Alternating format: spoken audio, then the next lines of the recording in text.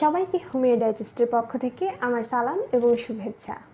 আপনারা ইতোপূর্বে আমাদের আরেকটি ভিডিওতে জেনেছেন যে হোমিওপ্যাথিতে রোগ নয়, রোগীর চিকিৎসা করা হয় কেন।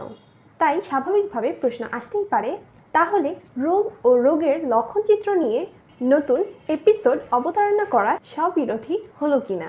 হ্যাঁ, স্ববিরোধী মনে হলেও মূলত চিকিৎসা ক্ষেত্রে রোগ ধরে চিকিৎসা করা সম্পূর্ণ নিষিদ্ধ। কিন্তু চিকিৎসা কাজ পরিচালনা করার জন্য একজন চিকিৎসককে রোগ সম্পর্কে জ্ঞান রাখতে হয়, যেটা হোমিওপ্যাথির জনক ডক্টর স্যামুয়েল হ্যানিম্যানের নির্দেশনা। তিনি অর্গাননের ৩ নম্বর অ্যাফোরিজমে রোগ ও রোগীর মধ্য থেকে একজন চিকিৎসককে কী সারাতে হবে সে সম্পর্কে ধারণা রাখার কথা ব্যক্ত করেছেন। রোগ এবং রোগী একটি অপরটির সাথে অঙ্গাঙ্গিভাবে সম্পৃক্ত, তাই রোগ এবং মানব শরীরের বিভিন্ন অঙ্গ সম্পর্কে জ্ঞান রাখা একজন চিকিৎসকের জন্য অপরিহার্য। আপনারা জানেন, জীবনী শক্তির বিশৃঙ্খলাকেই রোগ বলা হয়, আর এই রোগসমূহ সাধারণত মানুষের মন এবং শরীরে বিভিন্ন লক্ষণের মাধ্যমে প্রকাশ পায়।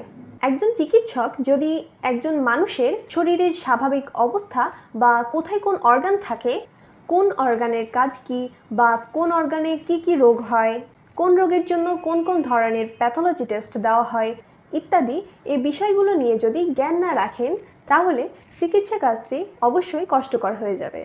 তাই সেই ধারাবাহিকতায় আমরা রোগ ও রোগীর লক্ষণচিত্র নামক নতুন এপিসোড শুরু করতে যাচ্ছি, যা মূলত শিক্ষার্থী এবং নবীন চিকিৎসকদের জ্ঞান সঞ্চারে ভূমিকা রাখবে।